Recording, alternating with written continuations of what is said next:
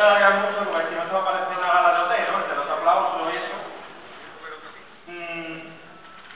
Gracias a ustedes por participar, sobre todo aquellos que han estado comprometidos con este proyecto y han estado aquí durante las diferentes sesiones formativas. Quiero darle las gracias especialmente a ustedes, a los que están comprometidos con nosotros en que este proyecto sea verdaderamente útil.